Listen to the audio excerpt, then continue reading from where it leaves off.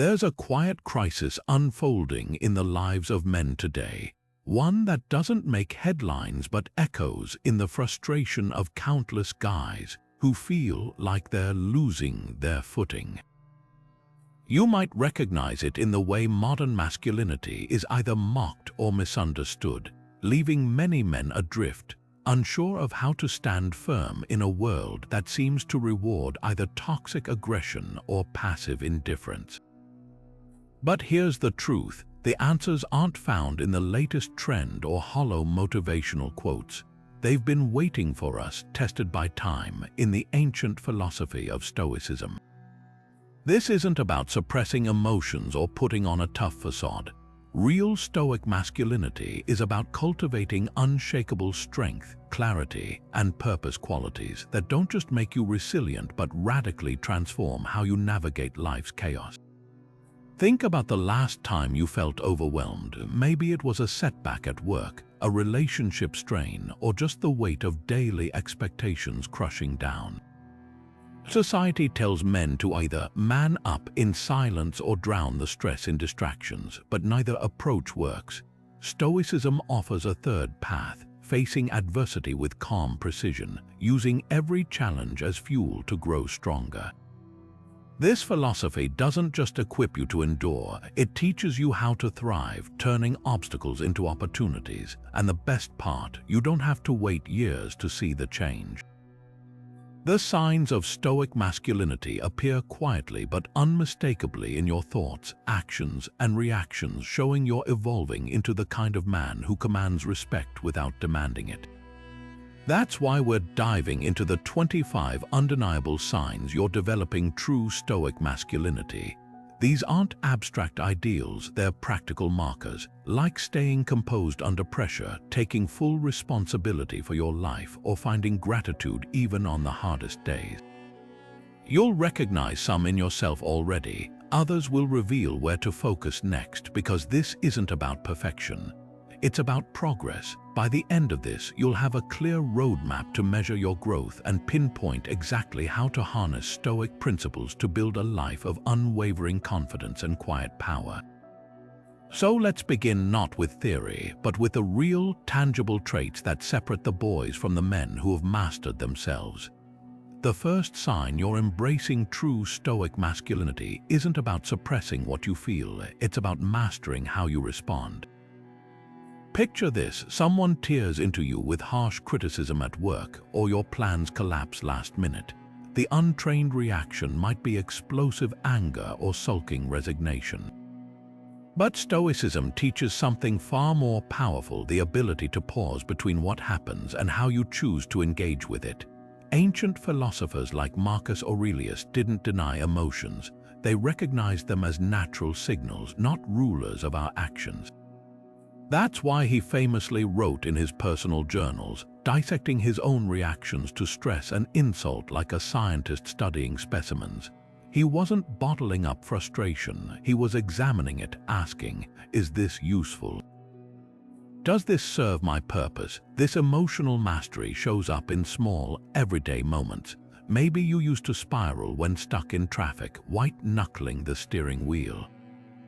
Now you catch that first flash of irritation and ask yourself a simple Stoic question: what part of this can I actually control? The answer shifts everything.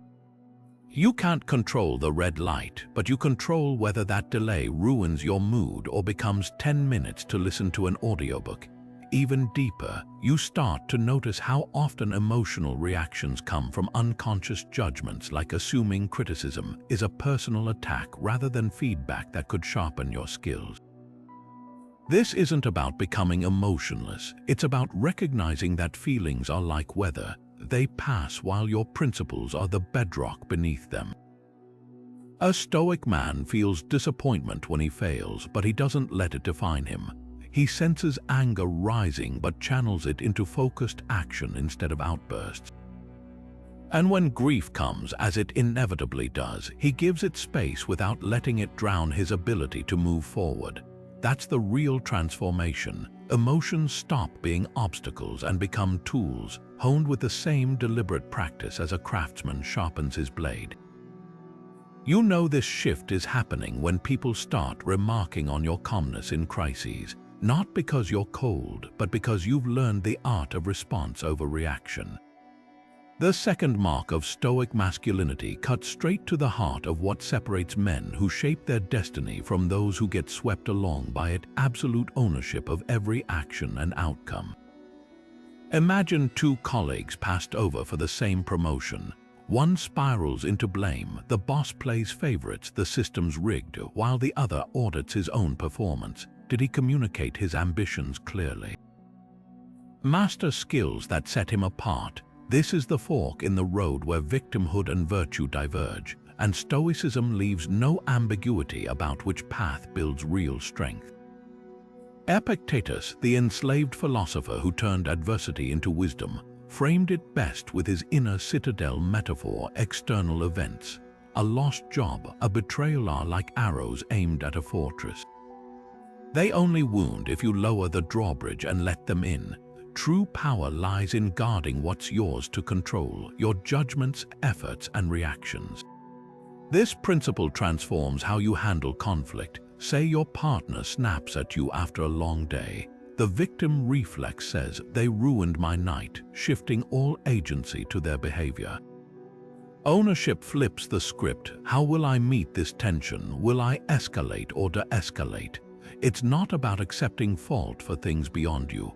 It's recognizing that your growth hinges on how you steward your half of every interaction. Ancient Stoics trained this through mental rehearsals. Seneca would visualize insults or losses, not to dwell on misery but to rehearse his sovereignty. If this happens, here's how I'll hold my ground without surrendering to anger or despair.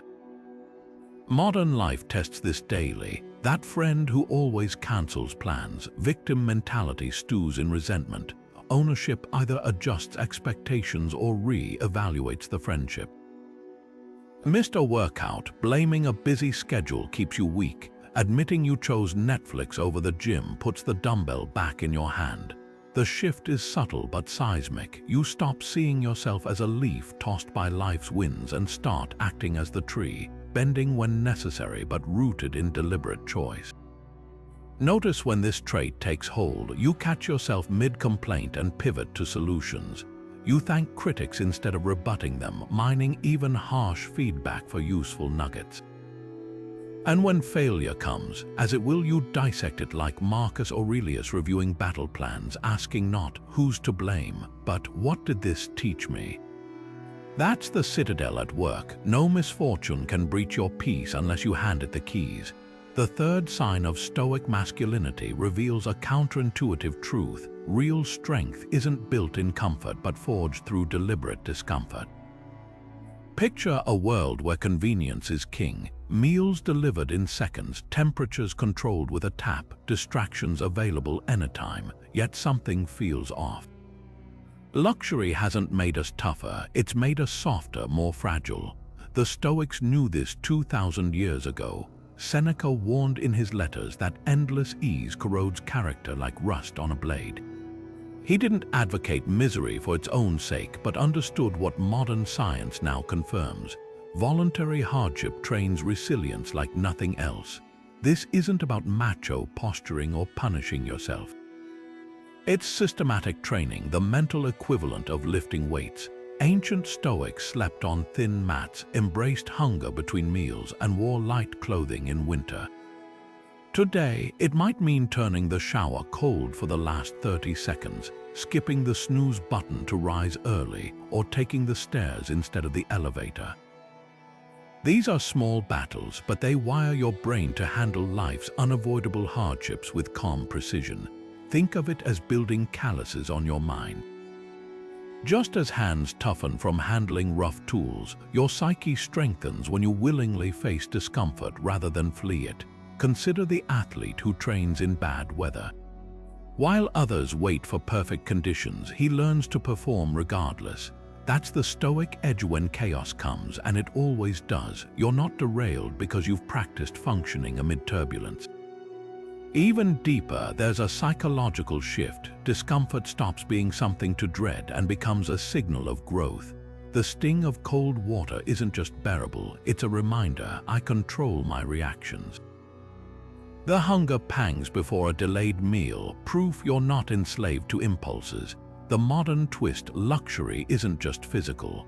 It's the constant dopamine hits of social media, the avoidance of tough conversations, the habit of numbing stress with entertainment. Stoic masculinity cuts through this by asking, what am I avoiding and what if I leaned in instead? Maybe it's sitting with boredom instead of grabbing your phone, or having that awkward talk you've been dodging. Every time you choose the harder right over the easier wrong, you're not just building discipline, you're reclaiming sovereignty over your life. Here's how you know this trait is taking root. You start seeking challenges rather than waiting for them to find you. A delayed flight becomes a chance to practice patience, a power outage, an opportunity to test your adaptability. And when real adversity strikes, a health scare, a financial blow, you're not paralyzed. You've already spent months, years, conditioning your mind to respond with clarity, not panic. That's the ultimate payoff, a life where comfort is enjoyed but not needed, where hardship is met not with fear but with quiet confidence, because you've trained for this. The fourth sign of Stoic masculinity might be the most liberating yet also the most demanding. It starts with a simple but radical question: where does your power truly lie? Stoicism draws a sharp line between what's within your control and what isn't, calling this the dichotomy of control. Picture yourself stuck in bumper-to-bumper traffic. The cars ahead, the red light, the construction zone, none of that responds to your frustration. But your grip on the steering wheel, your decision to put on a podcast instead of fuming, even your choice to leave 10 minutes earlier next time. Those are yours to command. This distinction isn't just philosophical nitpicking. It's the difference between a life spent wrestling shadows and one focused on real leverage. Think of a ship's captain navigating a storm. He can't control the wind or waves, but he adjusts the sails, steers the rudder, and secures the crew. Panicking over the weather is as useless as praying for it to change. Mastery lies in working with what's actionable, and this mindset flips anxiety into agency. Modern life bombards us with variables we can't dictate: market crashes, other people's opinions, even our own past mistakes.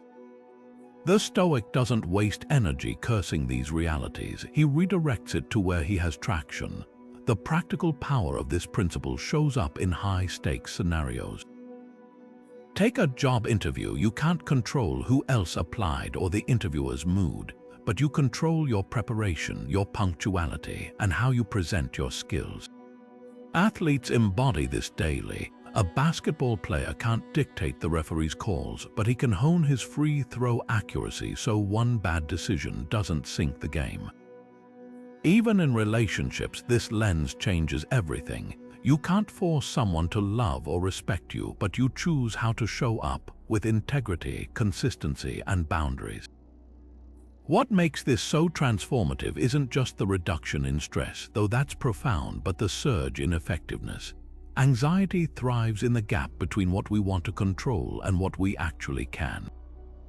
Close that gap and suddenly your energy isn't scattered across hypotheticals but concentrated on meaningful action. You'll know this trait is taking hold when setbacks stop feeling like personal affronts and start resembling puzzles, each with movable pieces you can work, even if the whole picture isn't yours to dictate. That's the Stoic's quiet superpower, an unshakable focus on his own sphere of influence, no matter how chaotic the world outside becomes. The fifth sign of Stoic masculinity cuts against the grain of modern culture's obsession with instant gratification. It's the choice to pursue purpose over pleasure. Not in some joyless, ascetic way, but with the clarity that real fulfillment comes from contributing something lasting rather than chasing fleeting highs. Ancient Rome had a word for this: virtus, not just virtue in the moral sense, but excellence in action, the kind of strength that builds cities, leads armies, and leaves a legacy. Fast forward to today, and we're drowning in distractions designed to hijack our dopamine systems. endless scrolling, binge-watching, fast fashion, and fast food. The Stoic asks a different question. What am I here to build? Take Cato the Younger, one of history's most uncompromising Stoics. As a senator in Rome's wealthiest era, he could have draped himself in purple silks and gorged on delicacies. Instead, he wore the same plain cloak year-round, ate simple meals, and slept on the floor, not because he hated comfort, but because he refused to let luxury soften his edge. His wealth wasn't for show, it fueled his fight against corruption. That's the key distinction. Pleasure exists to serve purpose, not replace it, the modern equivalent. The man who drives a dependable car, not because he can't afford a sports model, but because his savings are earmarked for his children's education or a business venture. He enjoys a good meal but doesn't need it to numb stress. He's not impressed by flashy status symbols because his self-worth comes from craftsmanship, not consumption. This mindset flips consumer culture on its head. Advertising tells us happiness lives in the next purchase, the next viral trend. Stoicism redirects that energy inward. What can I master? What problem can I solve? It's the difference between the guy who spends weekends gaming for hours and the one who volunteers time to mentor younger men. Both might feel good in the moment, but only one compounds into something lasting. Even deeper, purpose anchors you during storms. When adversity hits, the pleasure chaser crumbles because his foundation was built on sand. External validation, comfort, escapism. The purpose-driven man stands firm because his why runs deeper than mood or circumstance. You'll recognize this shift in subtle ways. The urge to splurge on impulse buys weakens because you're measuring value differently. Free time starts filling with meaningful projects instead of mindless scrolling. And when you do indulge, a fine meal, a vacation, it's deliberate appreciation, not compulsive coping. That's Stoic masculinity in action, not denying life's joys, but ensuring they don't dull the edge of your mission. Because legacy isn't built in comfort zones, it's forged in the disciplined pursuit of what matters. The sixth sign of Stoic masculinity reveals a paradox. The quieter you become, the more your presence speaks. This isn't faux humility or playing small. It's the unshakable confidence that comes from knowing your worth doesn't need a microphone. Musonius Rufus, the Stoic teacher who trained Epictetus, drilled this into his students. Don't tell people what you're capable of. Show them. In an era where social media rewards performative bravado, this discipline stands out like a grounded oak in a field of weather vanes. Think of elite athletes before a championship game. The rookies trash talk for cameras, the veterans stretch in silence, conserving energy for the fight. Or the seasoned CEO who lets quarterly results do the talking while others chase viral PR stunts. Stoic confidence isn't about suppressing achievement, it's about letting action eclipse announcement. The ancient Spartans embodied this. Before battle, their king wouldn't rouse troops with fiery speeches. He'd simply say, "Come back with your shield," or on it. The message was clear: prove your mettle where it counts. Body language betrays this mindset before you even speak. Notice the difference between the man who enters a room with loud jokes and backslaps versus the one who moves with relaxed precision, shoulders neutral, gaze steady, breathing unhurried. Research confirms what the Stoics knew. True assurance doesn't fidget for attention. Harvard studies on power poses reveal that expansive postures, think arms crossed behind the head, don't just signal confidence. They chemically reduce cortisol, the stress hormone. But here's the Stoic twist: it's not about faking it. The calm is authentic because it stems from preparation meeting opportunity. This plays out in subtle daily victories. The coworker who name drops every minor accomplishment. You now focus on delivering work so undeniable, others champion it for you. Social gatherings become less about crafting the wittiest one-liner and more about listening intently, a skill that earns deeper respect than any monologue. Even disagreements transform. Instead of raising your voice to prove a point, you lower it, forcing others to lean in. You'll know this trait has taken root when praise feels unnecessary and criticism loses its sting. Your sense of worth isn't borrowed from external validation but built on private standards only you fully grasp. Ironically, this attracts more genuine admiration than any self-promotion ever could. Because silent confidence isn't an act, it's the audible hum of a man who's done the work. The seventh sign of Stoic masculinity shatters a common myth that anger is always the enemy. Seneca called it brief madness, but he didn't advocate erasing it entirely. Instead, the Stoic masters distinguished between mindless fury and anger harnessed as a precision tool for justice. Think of a blacksmith's forge. Uncontrolled fire destroys, but channeled heat shapes steel. The difference lies in direction and duration. When Thomas Aquinas, the medieval philosopher steeped in Stoic thought, witnessed corruption in the church, he didn't simmer in silent resentment. He funneled his outrage into exhaustive reforms, drafting meticulous arguments that reshaped theology for centuries.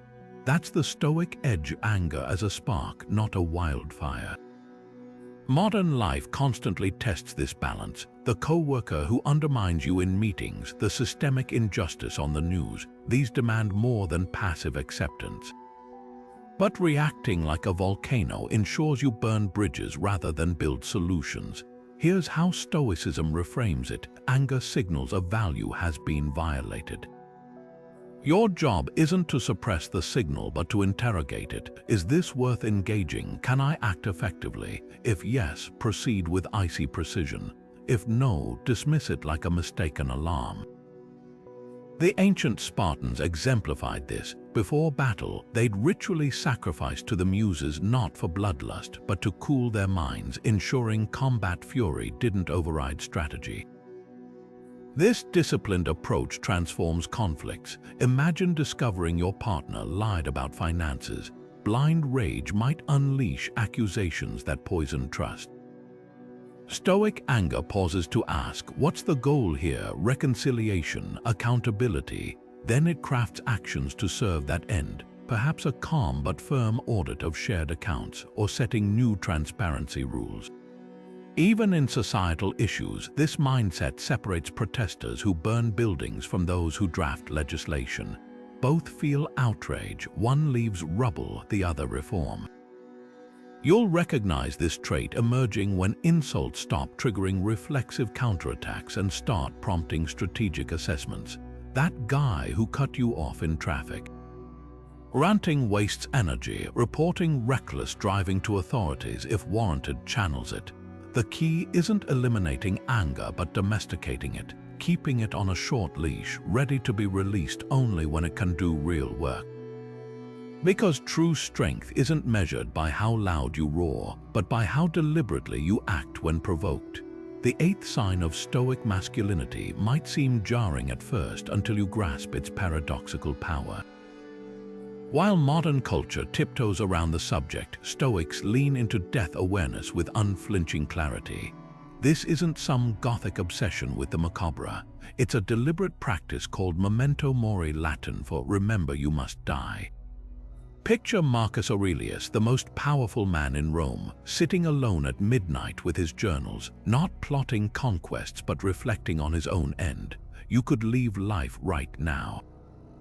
Let that determine what you do and say. Far from morbid, this was his compass. By keeping mortality front and center, he wasted no time on trivialities, fueled every act with purpose, and met adversity with a perspective most never cultivate. Consider how differently most of us operate. We live as if death is a distant rumor, stacking up procrastinations and petty grudges like we have infinite tomorrows. The Stoic disrupts this illusion by turning death from a shadowy fear into a clarifying lens. The ancient Romans kept skull replicas on their desks. Modern equivalents might be a screensaver with a mortality countdown or a simple morning ritual pausing before coffee to ask, if today were my last, would I spend it like this? The effect isn't dread but urgency. That project you've delayed, the reconciliation you've avoided, death awareness cuts through excuses like a scalpel. This practice also dissolves superficial worries. Imagine standing at your own funeral. What would you hope people say about your character, your relationships, your contributions? Suddenly, the co-worker's snide comment or the dent in your car doesn't rate a reaction. Naval Ravikant, the modern philosopher-entrepreneur, captures this perfectly. Death is the ultimate advisor. When you consult it daily, you stop chasing hollow victories and start investing in what truly etches your name into the lives of others. But here's where Stoicism goes deeper. It doesn't just use death to prioritize, it uses it to savor. Seneca wrote, "Life is long if you know how to use it." Every sunset watched with presence, every conversation without distraction, becomes precious precisely because it's finite. The man who internalizes this walks through the world differently. He doesn't need near-death experiences to wake up. He's already awake, and when real loss comes, as it will, he grieves fully but without collapse because he's rehearsed the impermanence of all things. You'll know this mindset has taken root when deadlines stop feeling like pressure and start feeling like gifts. When you catch yourself wasting time and course correct without self-judgment. And when people remark on your ability to stay focused amid chaos, not realizing your secret, you're already living as if every moment is borrowed. That's the Stoic's ultimate advantage, a life not just long in years, but rich in meaning, precisely because you never forget the clock is ticking. The ninth sign of Stoic masculinity flips society's obsession with status upside down, not through rebellion, but through a profound understanding of how little titles and tributes actually matter. Picture Diogenes, the philosopher who lived in a barrel, scoffing at gold-lined palaces. When Alexander the Great, the most powerful man in the world, approached him and asked if he wanted anything, Diogenes simply replied, "Yes." "Stand aside, you're blocking my sunlight." That wasn't just cheekiness, it was a masterclass in detachment. While others groveled for Alexander's favor, Diogenes demonstrated a truth the Stoics later codified. Social roles are costumes we wear, not our core. Fast forward to today, where LinkedIn profiles read like trophy cases and men measure self-worth by job titles or follower counts. The Stoic doesn't reject success, he just refuses to be enslaved by it. Imagine two colleagues. One anxiously refreshes his email after a promotion announcement, heart racing for validation. The other, equally ambitious, prepares for either outcome. Not because he doesn't care, but because he's anchored in something deeper. This is where the view from above meditation sharpens perspective. Close your eyes and visualize your life as if from a mountaintop. Your office, your car, even your achievements shrink to specks in the vast tapestry of time and space. The Emperor Marcus Aurelius practiced this daily, writing, "Think of the vastness of eternity past and future, and how tiny the present moment is." Suddenly, that missed promotion or social media slight loses its grip. But here's the nuanced detachment isn't indifference. The Stoic father still provides, the leader still guides, the artist still creates. The difference, he does it for the integrity of the act itself, not the applause that might follow. Like a tree that grows without needing approval from the wind, his worth isn't mortgaged to external validation. You'll spot this trait in men who can laugh at themselves during a public stumble, who wear both luxury and thrift with equal ease, who listen more than they name drop. Their power doesn't come from a title on a business card, but from an unshakable knowing that no accolade can crown them and no slight can break them.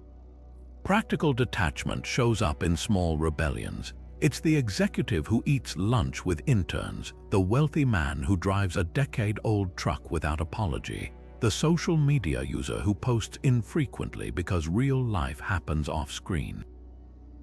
These aren't acts of martyrdom but of sovereignty. When you stop performing for invisible audiences, you reclaim something priceless, the freedom to define success on your own terms. And that's the ultimate status symbol, one no one can award or revoke but you. The 10th sign of Stoic masculinity hides in plain sight, not in grand gestures, but in the quiet first hours of the day. While most men reach for their phones before their feet hit the floor, scrolling through a storm of notifications designed to hijack their attention, the Stoic crafts a morning ritual as deliberate as a blacksmith tempering steel. Epictetus put it bluntly: first say to yourself what you would be, then do what you have to do. This isn't about productivity hacks or biohacking your caffeine intake. It's about laying claim to your mind before the world tries to colonize it. Picture two versions of dawn. The first, alarms blare, fingers fumble for screens, bleary eyes absorb the chaos of overnight emails and sensationalized headlines. Cortisol spikes before the body's fully awake. The day begins in reaction mode, a scattered chess player moving pieces at random. Now the Stoic alternative, waking without an alarm because disciplined sleep habits make it possible. A moment of stillness to remember mortality, memento mori, not as morbid fixation but as grounding truth. Then the journal, open to blank pages that demand raw honesty. Not 5 things I'm grateful for as a rote exercise, but probing questions like Marcus Aurelius posed to himself. What's broken in me that I plan to fix today? What virtues will I exercise? This is prosauche, the Stoic practice of vigilant self-awareness. Physical movement follows, not as vanity but as mastery. The ancient Greeks trained mind and body as one. A Stoic morning might blend calisthenics with breathwork, forging discipline in both flesh and focus. Contrast this with the modern man who skips breakfast to dive into back-to-back Zoom calls, his body stiff from inertia, his mind already fragmented. The Stoic knows this truth. Chaos can't be avoided, but it can be met with prepared clarity. Here's where intention setting diverges from empty affirmations. Rather than chanting, "I am successful," the Stoic reviews his hierarchy of control. What projects deserve full engagement? What distractions will he sideline?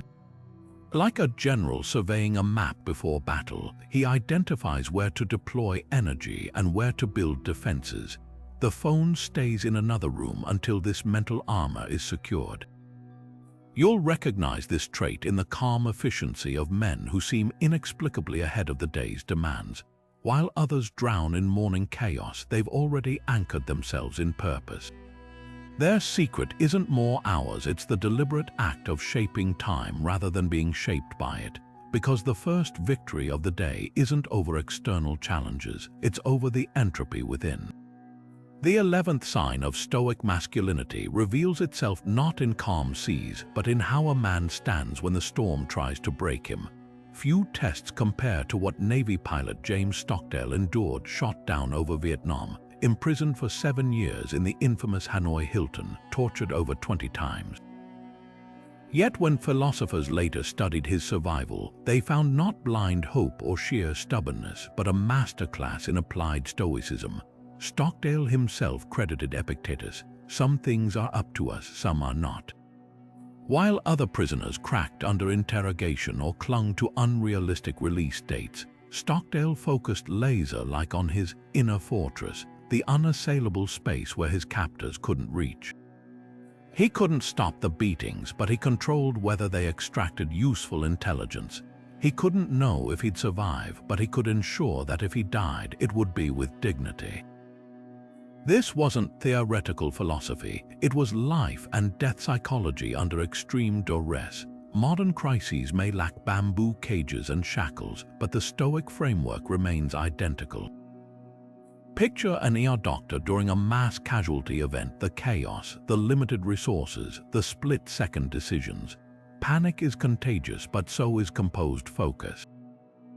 Like Stockdale triaging his mental resources, the skilled physician practices emotional triage. This patient needs immediate attention. That one can wait. My shaking hands won't help anyone. Stockdale's toolkit differentiating control from concern, focusing on actionable variables, mirrors the firefighter who ignores the roar of flames to locate viable exit paths for survivors. Both understand breakdowns happen not from adversity itself, but from the cognitive load of fighting what can't be changed. What separates Stockdale's approach from mere coping mechanisms? His deliberate use of contrary action, a Stoic tactic where you lean into discomfort to prove its limits. When guards forbade communication, he tapped Morse code against cell walls to maintain prisoner cohesion. Denied medical care for his shattered leg, he turned infirmity into advantage. His limp became a reminder to others of unbroken defiance. Modern parallels abound. The entrepreneur whose business burns down pivots to consulting, using industry knowledge even without physical assets. The athlete blowing out his knee studies game footage to coach teammates from the bench. Crisis doesn't vanish, but the Stoic rewrites its script from tragedy to training ground. You'll spot this trait in everyday heroes, the father remaining calm during a child's medical emergency to project stability.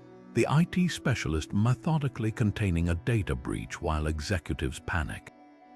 It surfaces in subtle tells, steady hands during chaos, measured tones when others shout, the ability to ask what needs doing while emotions run high. These aren't personality quirks but trained responses cultivated through Stoic conditioning, because true pressure isn't about the weight you carry, it's about the posture you maintain beneath it. The 12th sign of Stoic masculinity lies in the shadows, not because it fears the light, but because it thrives without needing one. This is philanthropia, the ancient Greek term for love of humanity, distilled to its purest form, giving that expects nothing, not gratitude, not publicity, not even the flutter of a recipient's awareness. Picture Marcus Aurelius, ruler of an empire, slipping gold coins into the sandals of sleeping beggars so they'd wake to providence without a benefactor to thank. Compare that to today's viral good deed clips, the staged dollar bills handed to homeless folks while cameras roll, the influencer donating shoes only after tagging the brand. The Stoic asks a disruptive question: if kindness requires an audience who's truly being fed the hungry or the ego, this isn't about dismissing public charity. Fundraisers need visibility and role models inspire, but there's a quiet alchemy in anonymous giving that fortifies character in ways performative generosity can't touch. Seneca wrote of secret beneficence, arguing that the highest form of giving is when the left hand doesn't know what the right is doing. Neuroscience backs this. Studies show anonymous donors experience deeper dopamine surges than those whose names appear on plaques. Why? Because stripping away recognition forces an honest reckoning. Am I doing this for them or for my story? Practical anonymity starts small but cuts deep. The modern Stoic might leave an oversized tip for a struggling waiter, exiting before the check is reviewed, donate anonymously to a co-worker's medical fund, resisting the urge to bask in their gratitude, pay a neighborhood kid's library fines without revealing it was you. These acts train something primal, the ability to derive satisfaction from impact alone, divorcing generosity from currency. The discipline extends beyond money. It's mentoring someone without claiming credit for their success. It's picking up litter when no one's watching. It's the father who quietly works overtime so his daughter's tuition is covered, never mentioning the sacrifices.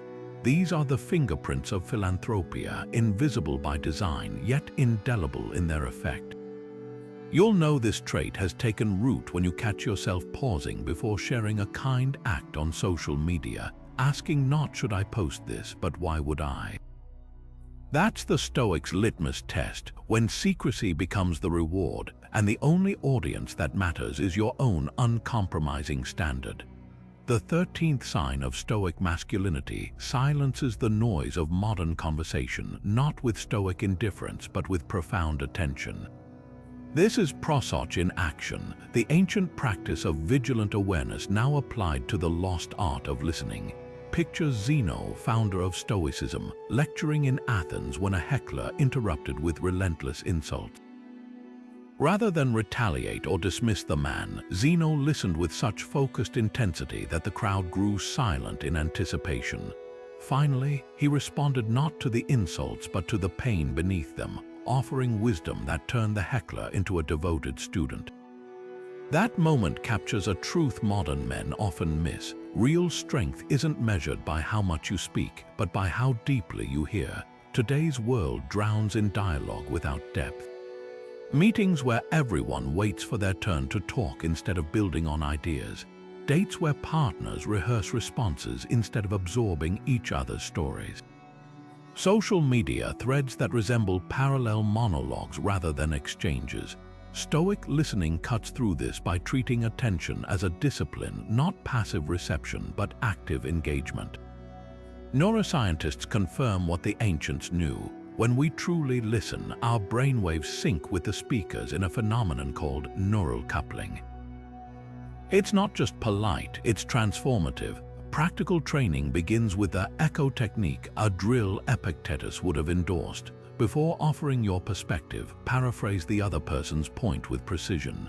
What I hear you saying is, this isn't robotic repetition, it's proof of respect. Imagine resolving a conflict where instead of defending yourself, you first articulate your partner's grievance so accurately they feel understood. The heat dissipates because validation has neutered the need for escalation. In business, this skill separates leaders from talkers. Steve Jobs was known for intimidating silence in meetings, pausing so long before responding that people unearthed deeper insights just to fill the void. But Stoic listening goes further than technique. It's about detecting the unsaid, the hesitation in a friend's voice when he claims everything's fine, the subtext in a colleague's critique. Like a sculptor sensing fissures in marble, the disciplined listener applies gentle pressure where it's needed most. The Roman statesman Cato trained this by attending public forums solely to observe. He'd later recount not just speeches but the flickers of doubt on speakers' faces. Modern equivalents might include turning off screens during family dinners to decode tonal shifts, or journaling after conversations to audit your own attentional biases. You'll know this trait is emerging when interruptions no longer feel like personal offenses but opportunities to practice patience. When people leave conversations with you feeling lighter, not because you solved their problems, but because you granted them the rarity of feeling heard. And when silence becomes not awkward space to fill, but fertile ground where truth takes root. That's the paradox of Stoic listening. The less you compete to be understood, the more deeply you are. The 14th sign of Stoic masculinity lies not in how you think, but in how you move, where physical discipline becomes philosophy in motion. Musonius Rufus, the Stoic teacher whose lectures riveted ancient Rome, didn't see workouts as vanity projects but as moral acts. He told his students, neglect of the body is shameful, not because sculpted abs impress crowds, but because a weak vessel leaks resolve. Fast forward to today's fitness culture, where gyms overflow with men chasing Instagrammable physiques while ignoring the deeper connection between muscle and mindset. The Stoic approach flips this script. Your body isn't an ornament to be polished, but a tool to be honed for survival, service, and self-mastery. Consider the contrast. Modern workout splits often prioritize beach muscles, chest and biceps workouts that look impressive in selfies but fail when you need to haul groceries up 5 flights of stairs or lift a child safely from a fall. Compare that to the functional strength of a firefighter training for rescue carries or a farmer swinging a sledgehammer to split logs. These aren't just physical acts, they're expressions of Stoic virtue. When Musonius advocated manual labor, even for aristocrats, he wasn't prescribing punishment. He was forging resilience through motion, teaching that sweat sanctifies the body as meditation disciplines the mind. The modern Stoic's fitness regimen might blend old wisdom with new science. Kettlebell swings become moving meditations on focus every hinge and snap a lesson in precision under load. Cold showers after training echo the ancients' embrace of voluntary discomfort, conditioning the nervous system to stay calm amid stress. Even meal prep transforms when viewed through Stoic lenses. That chicken and broccoli isn't just macros, it's fuel chosen deliberately, not because it's trendy, but because it sustains the energy needed to meet life's demand.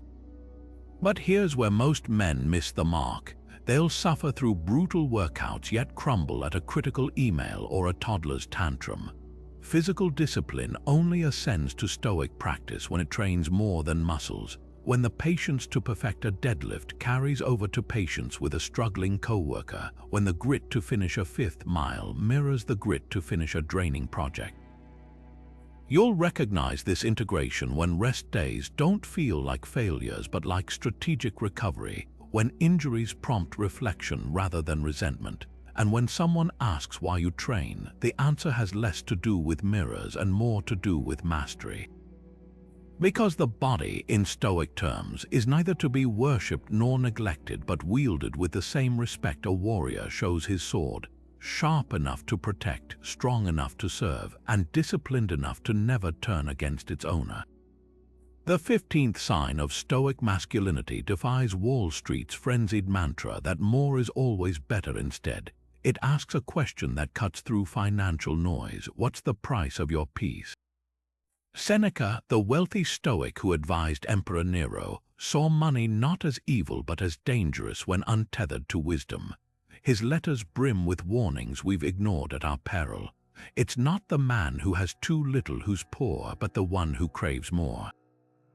Fast forward to today's landscape of zero down payment schemes and crypto hype trains, and his words land like a gut punch. The modern Stoic doesn't reject wealth, he interrogates it. Before swiping a credit card or chasing the next hot stock, he applies the ultimate litmus test. If I lost this tomorrow, would it unmake me? This isn't theoretical. Take two investors during a market crash. One leveraged his home equity to chase meme stocks, sweating every tick on his phone. The other built a diversified portfolio after stress, testing each investment against Seneca's rule. Could I walk away if this vanished? When volatility strikes, the first man's panic sells lock in losses. The second rebalances with steady hands because his security was never in the numbers but in his mindset. The difference isn't risk appetite, it's the Stoic distinction between using money and being used by it. Practical restraint starts with a minimalist budgeting drill. Open your banking app and highlight every charge from the past month that failed Seneca's test. That gym membership you haven't used, the premium car wash when a $5 bucket would suffice.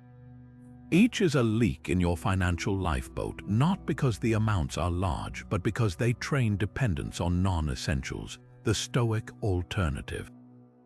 The Bare Shelf Challenge. For 1 quarter, spend only on what directly sustains or improves your core mission: groceries, utilities, skill-building courses. Everything else gets paused. You'll uncover something startling. How much spending is emotional band-aids, retail therapy after a bad day, or social tax, dinners you attend just to keep up appearances. But here's where Stoicism transcends frugality. It's not about deprivation, it's about sovereignty. The man who wears a 10-year-old watch not because he can't afford newer, but because it tells time just fine.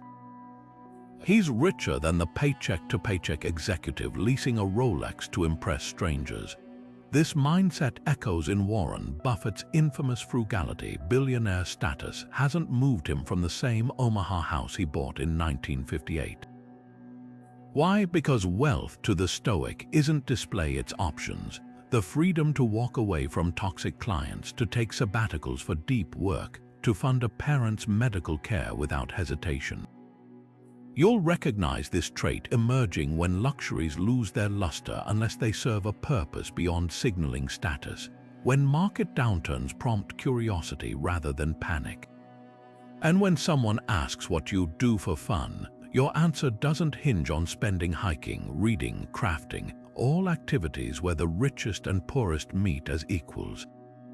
That's the Stoic's financial North Star. Building not just a portfolio, but a life where money is a quiet ally, not a shouting master. Because true abundance isn't measured in digits, it's counted in nights you sleep soundly, knowing needs are met and wants are chosen, not chased. The 16th sign of Stoic masculinity arrives like a surprise punchline in the middle of life's dramas. It's the ability to laugh when everything's falling apart. History remembers Democritus as the laughing philosopher, not because life handed him fewer troubles, but because he spotted the cosmic joke hidden in human frailty. While others raged against setbacks, he chuckled at the absurdity of our tiny struggles against an indifferent universe. This wasn't escapism, it was alchemy transforming leaden frustrations into golden perspective. The Stoics adopted this weapon with precision. When Roman senators mocked Cotto for his outdated clothing, he didn't bristle, he amplified their laughter by arriving the next day in an even more threadbare toga. By turning himself into the punchline, he exposed their superficiality without uttering a single defensive word. Modern annoyances beg for this treatment. That soul-crushing traffic jam. Imagine future archaeologists uncovering your fossilized car amid 1,000 others, scratching their heads at the ritual of honking horns at stationary metal boxes. Or the co-worker who takes credit for your ideas. Picture him as a toddler wearing a superhero cape, believing his own press releases. Psychologists call this cognitive reframing, but the Stoics knew it as the view from above meets stand-up comedy. The goal isn't to dismiss real pain, but to drain petty grievances of their power by exposing their silliness on the grand stage of existence. Techniques for cultivating this mindset read like an improv comedian's training manual.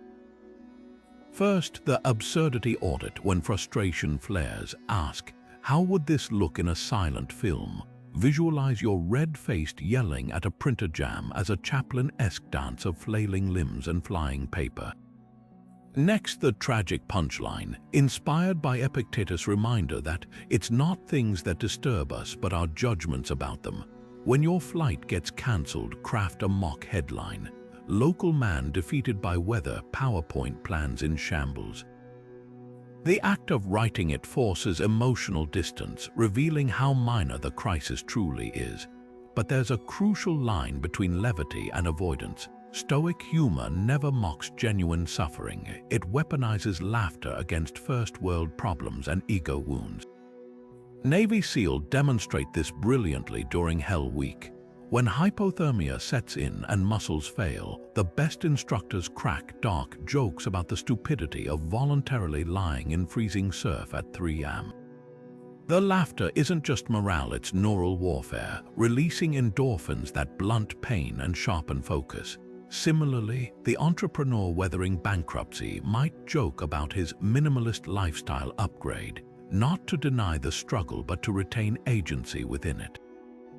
You'll recognize this trait when sarcastic colleagues pause mid-tease, disarmed by your genuine amusement at their jabs. When setbacks become stories you recount at dinner parties, not scars you nurse in private. And when people marvel at your calm during chaos, not realizing your secret arsenal, a mental Rolodex of punchlines that turn irritations into improv sketches. Because the man who can laugh at life's plot twists is the one who secretly holds the script. The 17th sign of Stoic masculinity arrives not with grand speeches but with calculated silence, the discipline of filtering every word through what Epictetus called the triple gate.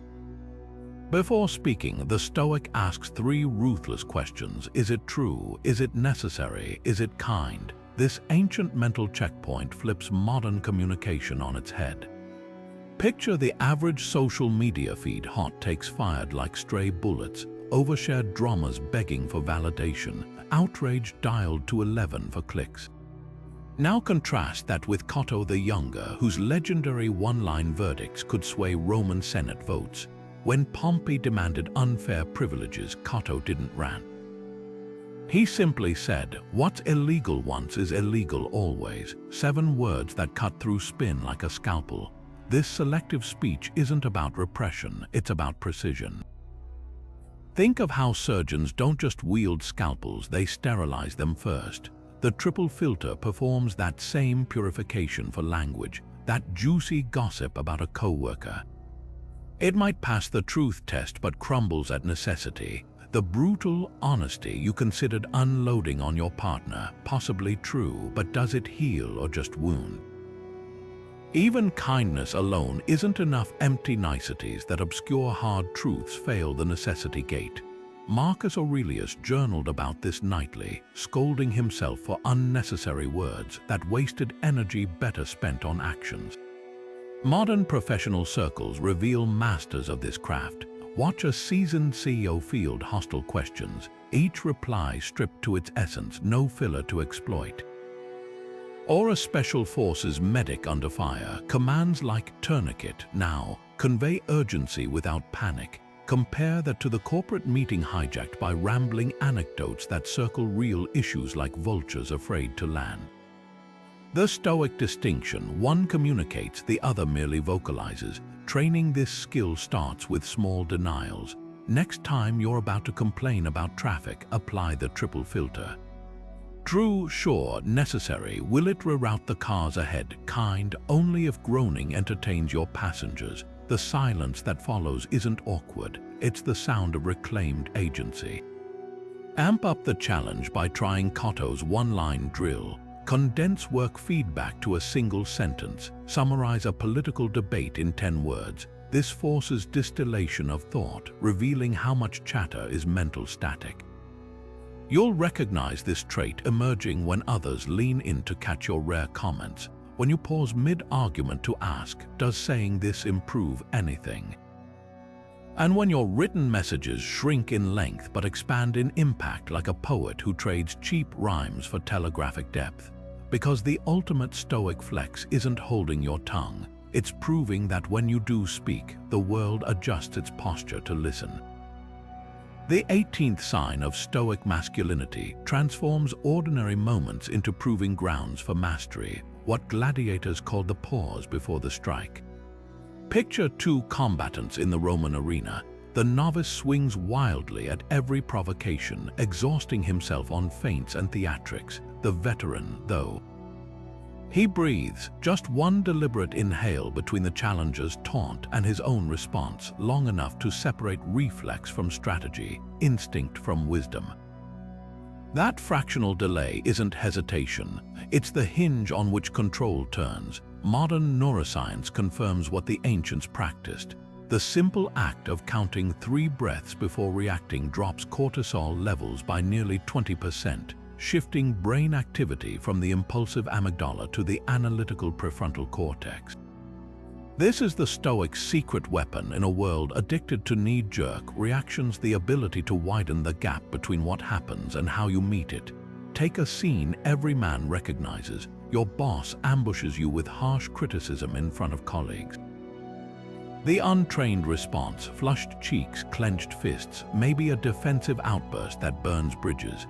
The Stoic alternative unfolds in slow motion first, the physical anchor.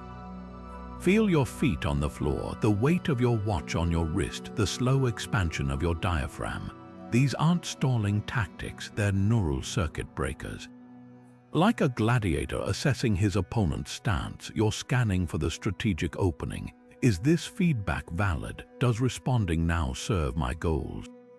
Ancient trainers drilled this pause into fighters by having them spar blindfolded, forcing them to read attacks through breath sounds and footfall rhythms rather than visual triggers.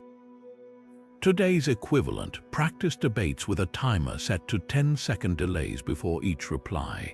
You'll uncover how many arguments are won not by the first retort, but by the disciplined silence that precedes it.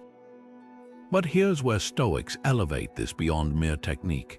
That pause isn't empty space, it's where philosophy becomes action. Epictetus, who trained gladiators after his own enslavement, taught them to embed questions in the gap. What would the man I aspire to be do here? Modern conflicts test this daily. Road rage dissolves when you use the red light to rehearse Marcus Aurelius' reminder. The best revenge is not to be like your enemy. Marital spats de-escalate when you mirror the Spartan practice of taking night walks to cool off before addressing grievances. Even social media temptations fade when you impose a 24-hour rule before posting, a digital version of the Stoic letter test where Seneca advised writing angry missives but never sending them. The true measure of this skill arrives when others notice. They'll remark how you never seem rushed into decisions, how crises don't unravel you. What they're really seeing is the gladiator's discipline transforming what could be a reaction into a response, chaos into clarity.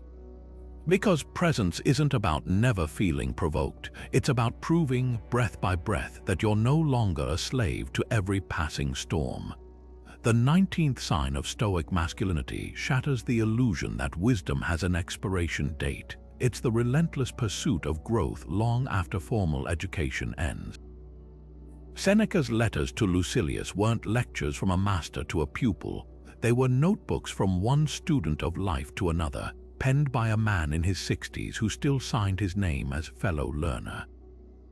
Compare that to the modern man who treats his diploma like a finish line, shelving curiosity with his graduation cap. The Stoic doesn't just accumulate knowledge, he engages in what Seneca called semper decens, the art of always being in training. This isn't about collecting certificates or LinkedIn skills badges. It's about treating every conversation, every setback, even every mundane chore as pages in an eternal syllabus. Consider the contrast between two men at 40, one coasting on 20-year-old expertise, dismissing new methods as trends, the other, like Seneca, still rising before dawn to study, still seeking mentors half his age when they possess skills he lacks. The first sees aging as decay, the second as compound interest for the mind. The ancient Stoics formalized this through prochere, the discipline of attention turned inward to spot intellectual blind spots. Marcus Aurelius would interrogate his own biases by rehearsing counterarguments, a practice mirrored today by chess grandmasters who play against themselves to expose weaknesses. Modern equivalents of this mindset flourish in unexpected places. Take Nassim Taleb's concept of the anti-library, a personal collection of unread books that humbles you with the vastness of what's left to learn. The Stoic doesn't measure his library by titles consumed, but by the doors of curiosity left swinging open. Or consider the Japanese principle of Shoshin beginner's mind, where mastery means staying hungry enough to question your own expertise. You'll spot this trait in surgeons who attend their peers' operations decades into their careers, in CEOs who block learning hours on their calendars like sacred appointments, in fathers who let their children teach them new technologies without ego. Practical training begins with Seneca's nightly ode. It not just what did I learn today, but what unlearned me. Maybe it was realizing your management style stifles younger teammates, or discovering a political stance you'd never properly examined. The modern Stoic's toolkit includes ignorance journals where he records gaps in his knowledge, and discomfort book clubs that tackle material challenging his worldview.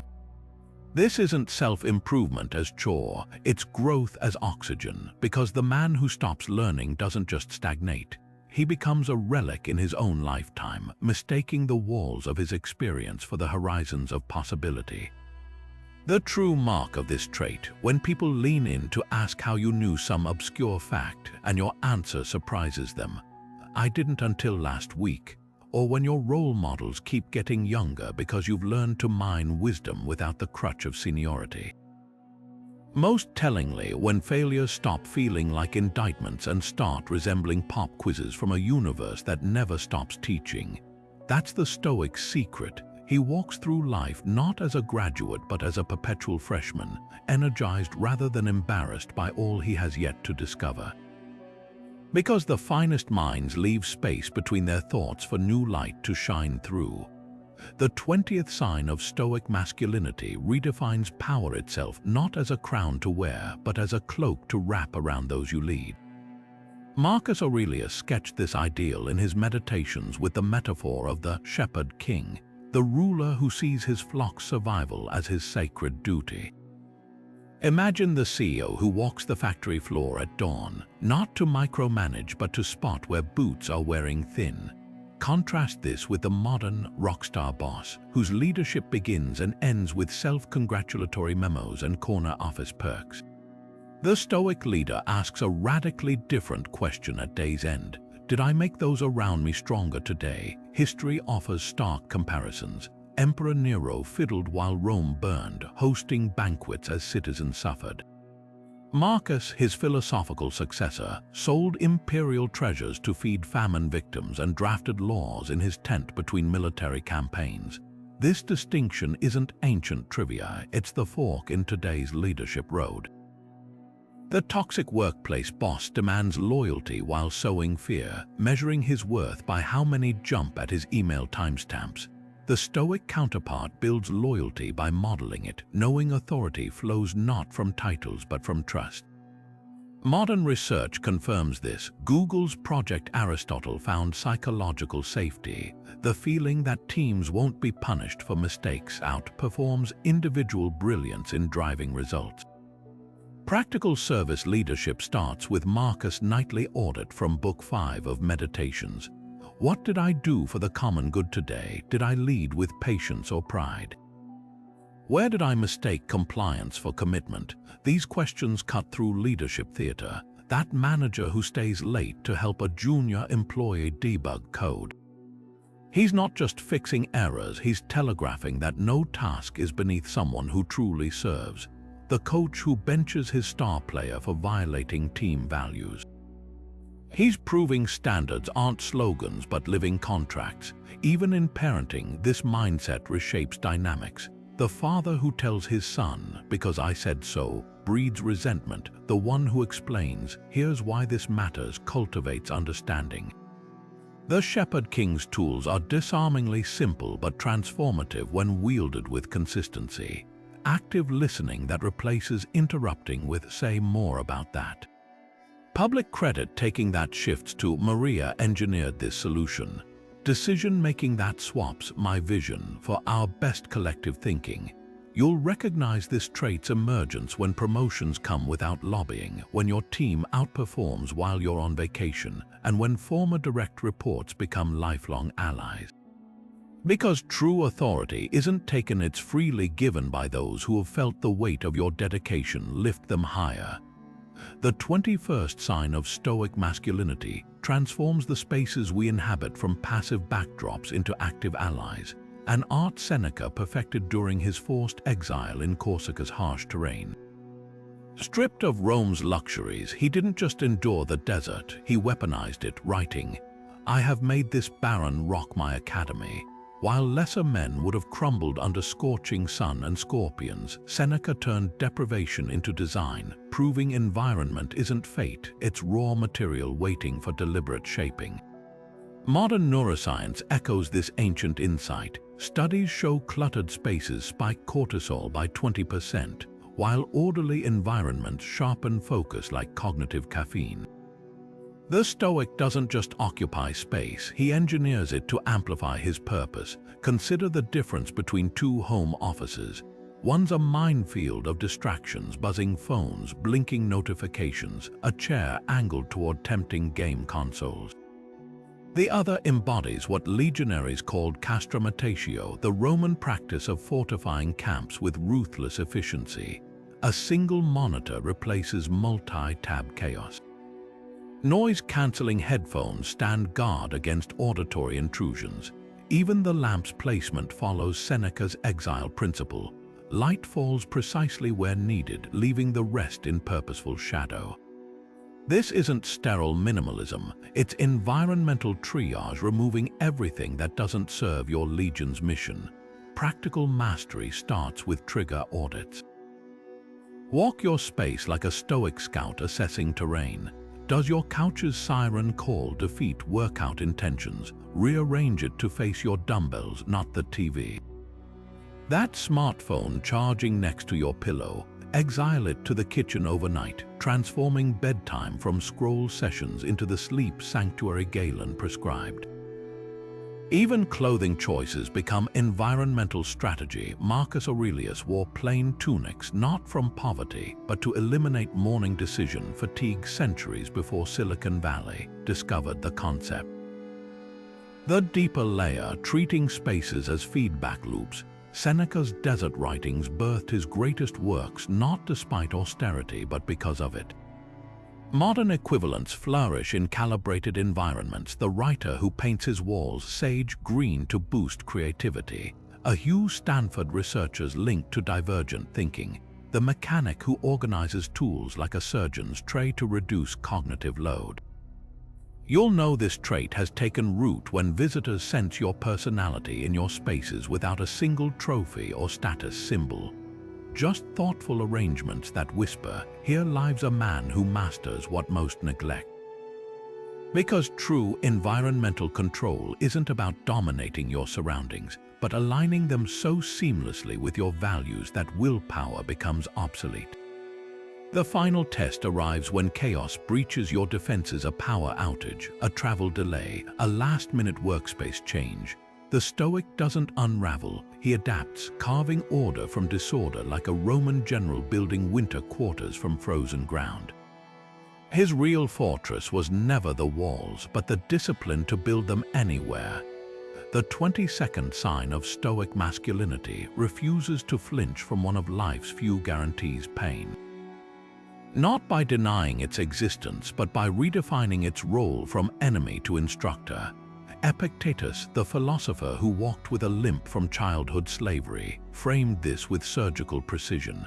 Lameness is an impediment to the leg, but not to the will.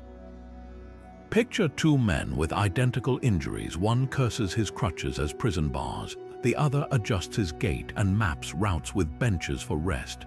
Both feel the ache, only one lets it dictate his horizons.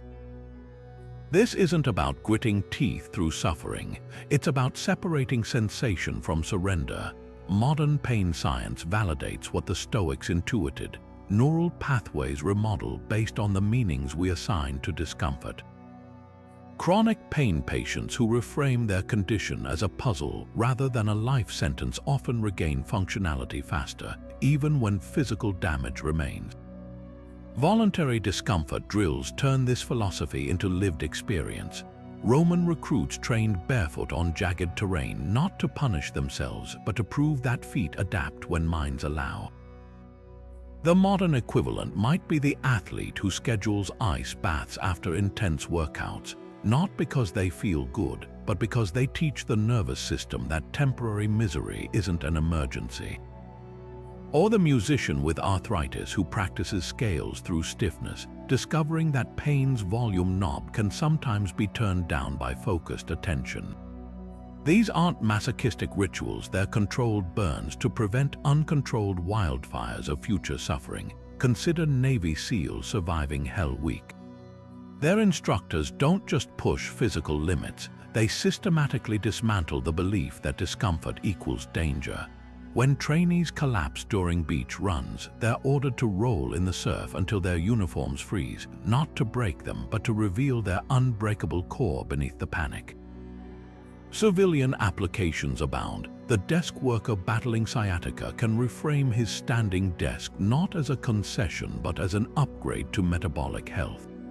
The father with chronic migraines might adopt Marcus Aurelius' sunrise journaling habit, using quiet morning hours before symptoms peak to anchor his day in purpose. True mastery emerges when pain becomes a dialect you understand rather than a scream that terrifies. You'll recognize this shift when a sprained ankle prompts curiosity about crutch techniques rather than rage at missed workouts. When a back flare-up leads not to helplessness but to experimenting with Alexander technique adjustments. Because the Stoic doesn't transcend pain, he collaborates with it, learning its rhythms like a sailor reads waves, not to avoid the storm but to navigate through it. The leg may falter, but the will only bends where you permit it. The 23rd sign of Stoic masculinity doesn't just track time, it reclaims it from thieves you've unknowingly hired. Seneca's blistering essay on the shortness of life nails the modern paradox. Life is long if you know how to use it, yet most men squander decades on busyness, that sacred cloak hiding emptiness.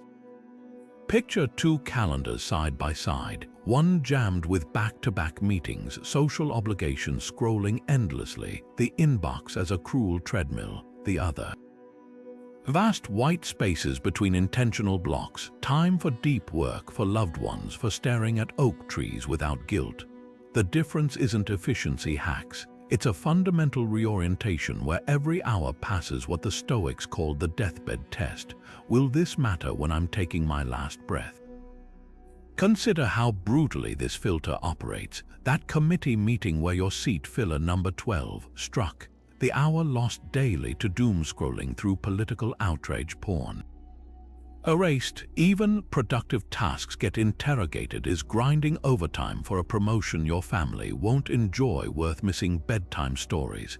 Seneca watched Rome's elite make this trade, writing, "They act like mortals in all they desire and like immortals in all they delay."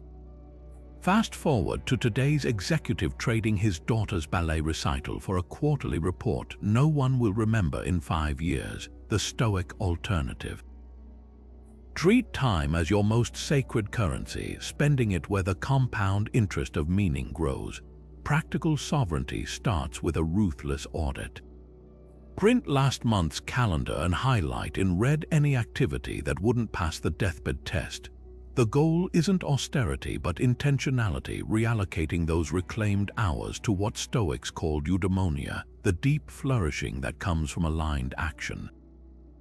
One Silicon Valley founder swears by his reverse calendar. Instead of scheduling work first, he blocks time for his 3 non-negotiables: weightlifting, reading philosophy, coaching his son's baseball team before allowing a single meeting request. The modern twist on Seneca's advice: hold every hour in your grasp. But here's where most men get trapped. They mistake motion for progress. The Stoic distinguishes between being busy and building legacy. The former is running on the corporate hamster wheel. The latter looks like Teddy Roosevelt writing his first book amidst legislative duties by banning all visitors before 8 a.m.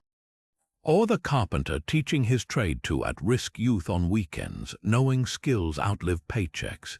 You'll recognize this trait when colleagues marvel at your free time, not realizing you've simply stopped renting out your days to their priorities. When vacations feel genuinely restorative because you're not mentally drafting emails, and when your gravestone won't need to say, "He answered every Slack message promptly," because you designed a life where the highlights write themselves. The ultimate test comes in those unguarded moments, staring at a setting sun without reaching for your phone, or savoring a meal too good to Instagram. That's time sovereignty in action, not just managing minutes but resurrecting the art of fully inhabiting them, because the Stoic knows what Seneca proved centuries ago: the man who owns his hours owns his life. The 24th sign of Stoic masculinity rewires what society calls love into something far more durable: emotional independence that doesn't shrink from connection but refuses to be held hostage by it. Picture 2 men proposing to their partners. One kneels with trembling hands, whispering, "You complete me." The other meets his beloved's eyes with steady certainty, "I choose you." The difference isn't romance, it's philosophy. Stoicism doesn't teach emotional isolation, it cultivates what Epictetus called the inner fortress, where happiness isn't extracted from others but shared from overflow. Modern psychology confirms this ancient insight. Studies on attachment styles reveal that the most secure relationships form between individuals who could walk away but consciously decide to stay. This independence shines brightest in how Stoics practice gratitude. While pop psychology preaches generic appreciation exercises, Marcus Aurelius perfected negative visualization, deliberately imagining the loss of loved ones to sharpen present devotion. Not as morbid fixation, but as a vaccine against taking affection for granted. Imagine waking each morning and mentally rehearsing your partner's absence, the untouched coffee cup, the silent side of the bed. When you then see them stretching sleepily in the kitchen, irritation over toothpaste caps dissolves into visceral relief. The Stoic doesn't need crises to cherish. He engineers daily reverence through controlled perspective shifts. Modern relationships crumble under the weight of unspoken contracts. "If you loved me, you'd know what I need." The emotionally independent man replaces this silent bargaining with radical self-awareness. His happiness isn't outsourced to a partner's mood ring. When his girlfriend has a stressful day and snaps at him, he doesn't internalize it as rejection or scramble to fix her emotions. He holds space without becoming an emotional hostage, like a lighthouse offering steady light without controlling the storm. Practical training begins with what Seneca called poverty drills, periods of voluntary abstinence from relational comforts. Skip checking your phone for messages during dinner, not as a test of others' responsiveness but as proof of your own equilibrium. Attend a social event alone, not to prove self-sufficiency but to rediscover the lost art of unmediated experience. These aren't relationship saboteurs, they're pressure valves preventing codependent meltdowns. You'll recognize this trait emerging when praise feels pleasant but unnecessary, when solitude becomes productive rather than lonely, and when conflicts stop threatening your core stability. Because emotional independence isn't a wall, it's the foundation that lets you build bridges without fear of collapse. The Stoic lover doesn't love less, he loves more freely, knowing his joy was never anyone else's burden to carry. Legacy consciousness isn't about crafting marble statues in your honor. It's about planting seeds whose shade you'll never sit under. The Stoics didn't just ponder mortality, they built bridges across it. Look at Marcus Aurelius, who feared being remembered as smoke that dissolves in the air, yet whose private journals became humanity's public inheritance 2,000 years later. Or Seneca, whose letters to Lucilius transcended their original recipient to mentor generations. Their genius was recognizing that eternity isn't measured in centuries but in enduring impact. The way a single principle, clearly articulated and lived, can ripple through time like a stone cast into history's pond. This final sign of Stoic masculinity reveals a paradox. Those most detached from seeking immortality often achieve it. Consider Hadrian's Wall, not just a military barricade but a physical manifestation of the Stoic ideal of service. While Emperor Hadrian could have spent Rome's treasury on lavish palaces, he chose infrastructure that would outlast him, knowing true greatness lies in what continues to serve when the builder is dust. Modern parallels emerge in unexpected places. The software engineer who writes open source code that fuels future innovations. The teacher whose lesson plans become departmental cornerstones. The father whose handwritten letters to his children become their compass long after his voice fades. Practical legacy building begins with what the ancients called your hyponomata, not just journals, but living documents that distill your hard-won wisdom. Marcus didn't write his meditations for publication. He wrote to hone his own character, and in doing so, created a manual for the ages. Your version might be simpler, a Google Doc shared with your nephews, a series of voice memos for your unborn grandchildren, or even a YouTube channel where you unpack lessons from your trade. The key lies in consistency and authenticity. Don't aim for grand pronouncements. Record the truths you've tested in life's crucible, how you weathered layoffs. What you learned about love from failed relationships, why patience outlasts passion in mastering any craft. Marcus offered the perfect metaphor for this work. Be like the vine that bears fruit repeatedly. Not the explosive but short-lived bloom, but the steady producer that nourishes season after season. Your fruit might be the scholarship fund you endow from monthly savings, the apprentice you mentor every Thursday afternoon, or even the way you recalibrated your family's emotional patterns after breaking free from generational anger. Legacy currency isn't minted in rare, heroic moments, but in the compound interest of daily deposits into humanity's account. The most profound test comes when you ask, if all that remained of me was one paragraph read by strangers a century from now, what would I want it to say? Not your job title or net worth, but the core truths you stood for. That question, posed weekly, becomes the chisel that sculpts your days into something timeless. Because the Stoics' ultimate revenge against mortality isn't avoiding death. It's creating works that make your absence felt. These 25 signs aren't items to tick off like a grocery list, they're mile markers on a lifelong road toward mastery. Stoicism was never about arriving, it was about the relentless refinement of character, the daily choice to meet chaos with clarity. Think of them as a mirror, not a measuring stick, a way to observe your growth without grading it. Some signs will feel familiar, like old friends you've known for years.